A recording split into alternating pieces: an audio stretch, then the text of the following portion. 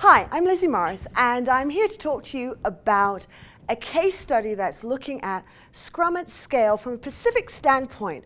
I want to focus in on how leadership coming together, forming an EAT with a value proposition actually helps to align the business and the people to make a much better state. So let's begin. So I went to an organization some time back, and when I got there, the organization had decided they wanted to do the agile transformation. So we got started looking at what are all the things we need to do, what are all the things we got to put in place to make this actually work. So of course, the first port of call was start with the PMO and start rolling out training everywhere. So we started on that kind of model, train everybody and everything that moves, and hopefully that will make it happen. However, we found it wasn't really bringing any results until finally we were able to isolate an actual pilot that we could focus in on. And when this pilot came to the table, it was something the organization really wanted to see happen. Because it meant so much to the bottom line of the organization and where the organization saw themselves in the industry in the future, they were willing to focus and actually do Scrum right. As a result, they started to look at how many teams would they need to really get this done. So they formed about 12 teams that were allowed to be taken out of the system and placed in a separate place.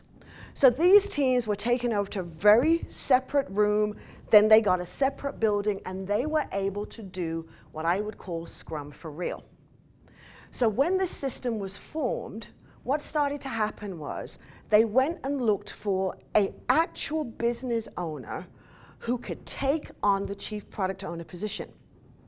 And they found somebody that the business actually endorsed. And because it was somebody the business endorsed, it helped to get buy-in across all lines of business. This was the first time the organization and IT came together to make something happen. Here are some of the steps that they went through.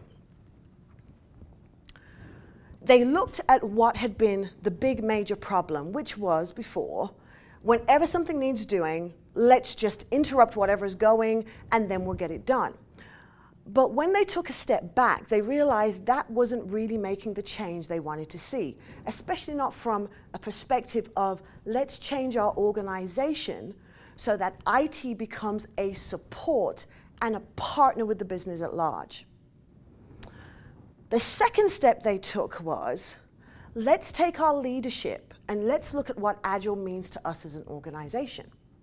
So the executive suite got together and they looked at the Agile Manifesto at large. And they picked pieces that they thought they could initially bite off. And they defined definitions of done around those pieces. Once they'd actually defined definitions of done around those pieces, their next step was to actually begin to plan a map of how they were going to make this a reality in their organization. So they looked at the people in the seats. Were they the right people in the seats? How could they assess them, and how could they empower them to bring about innovation so that this organization truly could support their business at large in the marketplace? Now, it started out looking like it was going really, really well, but they still got caught in the idea of who's screaming the loudest and what's the most important. It didn't take a curve shift until they were finally able to articulate what value meant to them.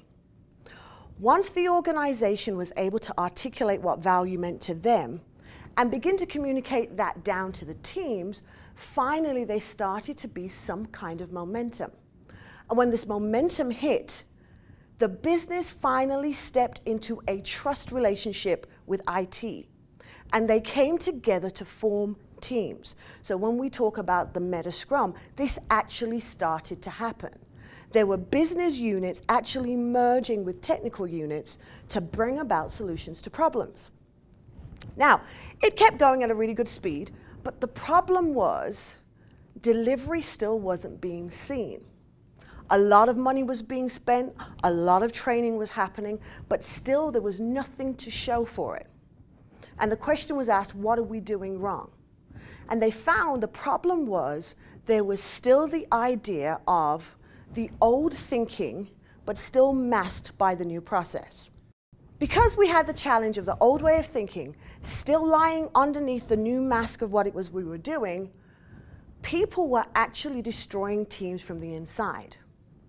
The problem was the Scrum Masters we had appointed weren't really Scrum Masters who embraced Scrum.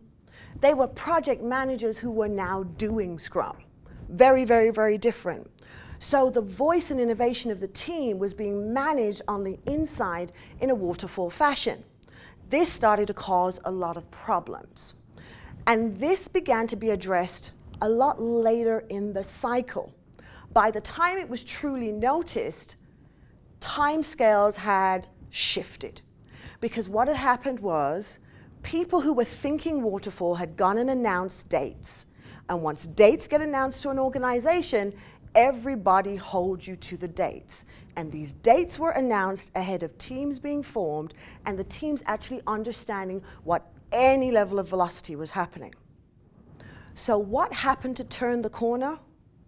What happened was the executive team took it on as a problem that they had to deal with. And they went back to the teams. So finally you had the leadership and the teams who were doing the work coming together in a very open forum and starting to discuss what the issues were. This allowed the teams to feel far more empowered than they had ever felt before, and they were able to air their issues and air their challenges. And one of the things that happened as an outcome of this was that the PMO structure that had been in place before, that was still inspecting all of the projects that were being run in this new way under the old system, were actually moved out of the way. And now they took Scrum to run Scrum. So sprint reviews became the point at which stakeholders, the whole meta Scrum, would come and inspect these different product lines to see what was actually happening. And the feedback cycle got a lot faster. And because the feedback cycle got a lot faster, because there was this sense of openness now, things were actually able to shift. So what ended up happening to this organization? One, leadership and the people doing the work became one true team. Was it because they were all sitting in the same place? No, but because their thinking became aligned around value. And the value was consistently communicated, not just once, not just twice, not just 3 times, but in every forum that was set, the CIO was talking about value. The leadership levels were talking about value. Value became so much a part of the culture that when even meetings were put together on somebody's calendar, they had to give a value proposition for it. Value became the way they thought about everything. But it wasn't value that IT just came up with. It was a partnership again between the business and technology working to drive the bottom line of the organization. So when you look at this organization today, where are they? They have won awards for being one of the biggest and best staffing organizations in the world. Today, they are able to meet their bottom line of getting people placed faster with a better experience than anybody else, and they're having the technology that supports the people on the ground that are doing this. And have they stopped? No. Now they're looking at how they can make business agility part of their global organization at large, in not just the technical supporting what they're doing on the outside, but now the business themselves in their everyday thinking, dealing with their front-end customers, thinking about true business agility. Well, the question would be, Lizzy, what were some of the things that went wrong? Some of the things that went wrong in this implementation was the fact that it hadn't been addressed, how do people adjust to change? Because people weren't able to adjust to the change at the same rate as the desire of leadership, it caused things to get stagnant. Because what happens when you take something that you've always done and you take it away from you? There's going to be some kind of recoil. And the recoil can start a very, very, very bad undertone and undercurrent in the movement. So if there's one lesson I would say that you want to learn when you bring Scrum at Scale into your organization is, remember, it's people who have to change to make the change work. And if you don't take the time to address helping people adjust to change, the true change you want is never going to happen. What triggered the value mindset? The thing that triggered the value mindset was when we decided on the major kind of team that had been brought into the special building was challenging the product owners on what does value really mean on the product. And people would kind of say, well, it means we're going to do this, we're going to do this, we're going to do that. But no, that doesn't make sense. What is the actual value? So I came up with a system called the 4 corners of value. And the 4 corners of value is kind of like a plugin that you guys can go and look at and use it if you choose. I've used it in several organizations since that point. And what it does, it looks at 4 corners. One corner is customers. One corner is money. The other corner is ambition. And the last corner is employees. Every organization in the world sits in one of these corners. It's really, truly their driver. This organization was able to understand what their true driver was. And once they were able to articulate that, they were able to look at everything they were rolling out and say, okay, we don't need to do this. This really needs to be the focus. And then we drove one step deeper. Because everybody talks about return on investment, right? Everybody and their dog is offering and giving return on investment. But we challenged product owners with something we called the 3 lenses of value, which was, what are you actually going to be delivering? Whom is actually going to experience this delivery, and what is that going to be? When every product owner was asked to articulate to that, they were then held accountable to it. So they were inspected on that to see, well, are you truly delivering the value you've said you were going to? And it helped to keep people focused. It helped to drive conversation. So things didn't go all over the place. So when they were doing planning, when they were doing refinement, that was constantly the question that everybody was coming back. And you started to hear the product owners challenging the teams. No, I don't get it. But when am I going to get my value? And it just helped everybody have a focus of thought. So it's, in essence, it kind of took the concept of the sprint goal and it scaled it to where it meant something to the organization. And everybody was able to walk pretty much to the beat of that drum. Did you see this transformation only in the IT part of the organization, or did it also spread to other parts? The nice thing is it did actually spread out. So it spread it out to other parts of the organization where they started wanting to form their own Scrum teams, and they started to do it. So they started reaching back, can you come and train us and coach us? We want to start working in this fashion. So it became kind of infectious. What departments picked it up? So marketing picked it up. Their other 13 organizations picked it up. So there are kind of, if you think about the Johnson & Johnson model, this organization had a similar model to the Johnson & Johnson idea. So different actual operating systems took it up and started to run with it for themselves.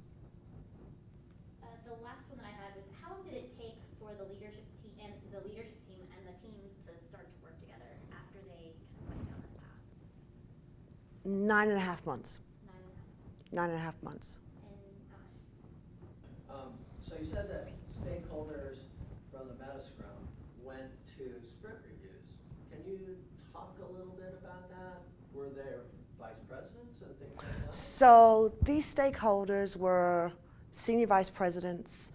They also were some C-level from other organizations also who are part of the big pot mothership that came along and started to attend some of those to understand what was going on. And they participated in all of the release planning as well. They actually came together, took time out their schedules, and sat down and did the road mapping and adjusted it. So there was this constant collaboration that had never happened in the history of this organization before. Okay, let me just